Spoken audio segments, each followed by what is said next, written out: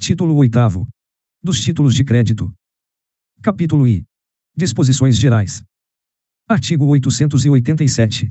O título de crédito, documento necessário ao exercício do direito literal e autônomo nele contido, somente produz efeito quando preencha os requisitos da lei. Artigo 888. A omissão de qualquer requisito legal, que tire ao escrito a sua validade como título de crédito, não implica a invalidade do negócio jurídico que lhe deu origem. Artigo 889. Deve o título de crédito conter a data da emissão, a indicação precisa dos direitos que confere, e a assinatura do emitente. Primeiro é à vista o título de crédito que não contém a indicação de vencimento. Segundo, considera-se lugar de emissão e de pagamento, quando não indicado no título, o domicílio do emitente.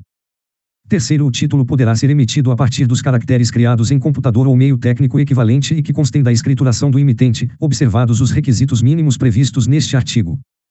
Artigo 890. Consideram-se não escritas no título a cláusula de juros, a proibitiva de endosso, a excludente de responsabilidade pelo pagamento ou por despesas, a que dispensa a observância de termos e formalidade prescritas, e a que, além dos limites fixados em lei, exclua ou restrinja direitos e obrigações. Artigo 891. O título de crédito, incompleto ao tempo da emissão, deve ser preenchido de conformidade com os ajustes realizados. Parágrafo único.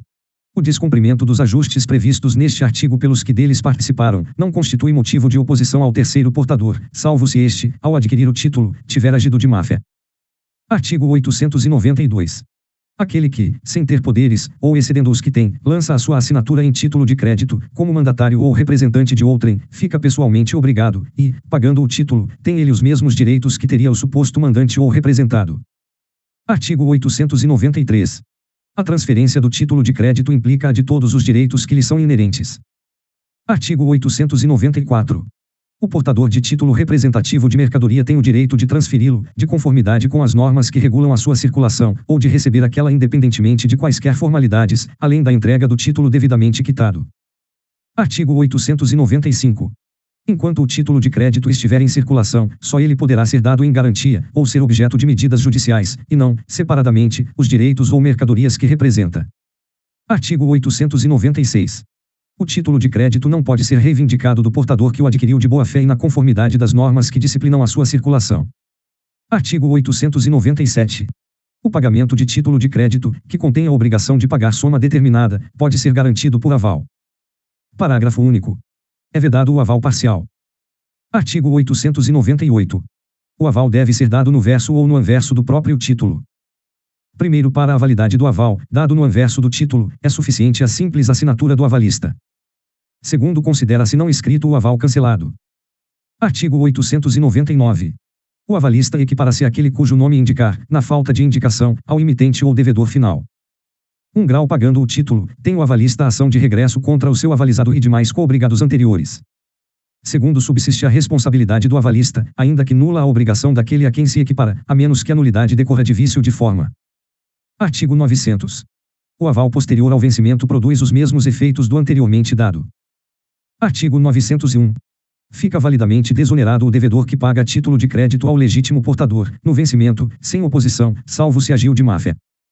Parágrafo único. Pagando, pode o devedor exigir do credor, além da entrega do título, quitação regular. Artigo 902. Não é o credor obrigado a receber o pagamento antes do vencimento do título, e aquele que o paga, antes do vencimento, fica responsável pela validade do pagamento. Primeiro, no vencimento, não pode o credor recusar pagamento, ainda que parcial. Segundo, no caso de pagamento parcial, em que se não opera a tradição do título, além da quitação em separado, outra deverá ser firmada no próprio título. Artigo 903. Salvo disposição diversa em lei especial, regem-se os títulos de crédito pelo disposto neste Código. Capítulo 2. Do título ao portador. Artigo 904. A transferência de título ao portador se faz por simples tradição. Artigo 905. O possuidor de título ao portador tem direito à prestação nele indicada, mediante a sua simples apresentação ao devedor. Parágrafo único. A prestação é devida ainda que o título tenha entrado em circulação contra a vontade do emitente. Artigo 906. O devedor só poderá opor ao portador exceção fundada em direito pessoal, ou em nulidade de sua obrigação. Artigo 907. É nulo o título ao portador emitido sem autorização de lei especial. Artigo 908. O possuidor de título dilacerado, porém identificável, tem direito a obter do emitente a substituição do anterior, mediante a restituição do primeiro e o pagamento das despesas. Artigo 909. O proprietário, que perder ou extraviar título, ou for injustamente desapossado dele, poderá obter novo título em juízo, bem como impedir sejam pagos a outrem capital e rendimentos. Parágrafo único. O pagamento, feito antes de ter ciência da ação referida neste artigo, exonera o devedor, salvo se provar que ele tinha conhecimento do fato. Capítulo 3º. Do título à ordem. Artigo 910. O endosso deve ser lançado pelo endossante no verso ou anverso do próprio título. Primeiro pode o endossante designar o endossatário, e para a validade do endosso, dado no verso do título, é suficiente a simples assinatura do endossante. Segundo, a transferência por endosso completa-se com a tradição do título. Terceiro, considera-se não escrito o endosso cancelado, total ou parcialmente. Artigo 911. Considera-se legítimo possuidor o portador do título à ordem com série regular e ininterrupta de endossos, ainda que o último seja em branco. Parágrafo único. Aquele que paga o título está obrigado a verificar a regularidade da série de endossos, mas não a autenticidade das assinaturas. Artigo 912. Considera-se não escrita no endosso qualquer condição a que o subordine o endossante.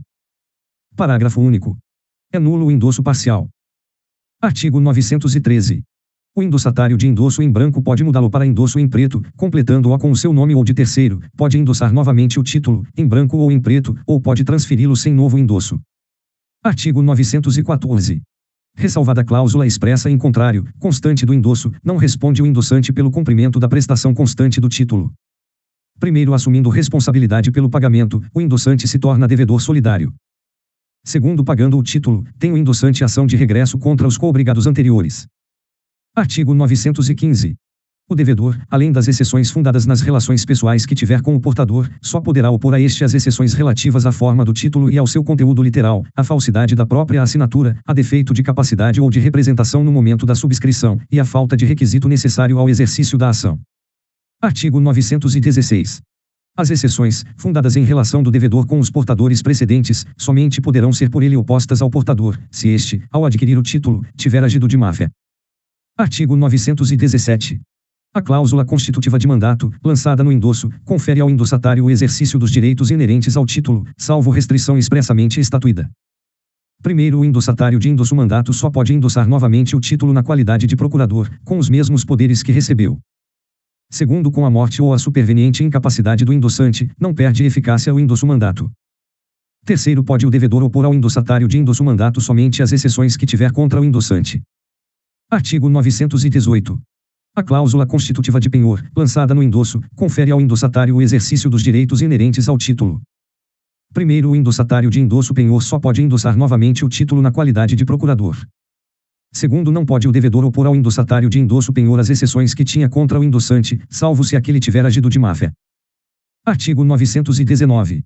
A aquisição de título à ordem, por meio diverso do endosso, tem efeito de cessão civil. Artigo 920. O endosso posterior ao vencimento produz os mesmos efeitos do anterior. Capítulo 4. Do título nominativo. Artigo 921. É título nominativo o emitido em favor de pessoa cujo nome conste no registro do emitente. Artigo 922. Transfere-se o título nominativo mediante termo, em registro do emitente, assinado pelo proprietário e pelo adquirente. Artigo 923. O título nominativo também pode ser transferido por endosso que contenha o nome do endossatário. Primeiro, a transferência mediante endosso só tem eficácia perante o emitente, uma vez feita a competente averbação em seu registro, podendo o emitente exigir do endossatário que comprove a autenticidade da assinatura do endossante. Segundo, o endossatário, legitimado por série regular e ininterrupta de endossos, tem o direito de obter a averbação no registro do emitente, comprovada a autenticidade das assinaturas de todos os endossantes. Terceiro, caso o título original contenha o nome do primitivo proprietário, tem direito o adquirente a obter do emitente novo título, em seu nome, devendo a emissão do novo título constar no registro do emitente. Artigo 924. Ressalvada a proibição legal, pode o título nominativo ser transformado em a ordem ou ao portador, a pedido do proprietário e à sua custa. Artigo 925. Fica desonerado de responsabilidade o emitente que de boa-fé fizer a transferência pelos modos indicados nos artigos antecedentes. Artigo 926. Qualquer negócio ou medida judicial, que tenha por objeto o título, só produz efeito perante o emitente ou terceiros, uma vez feita a competente averbação no registro do emitente.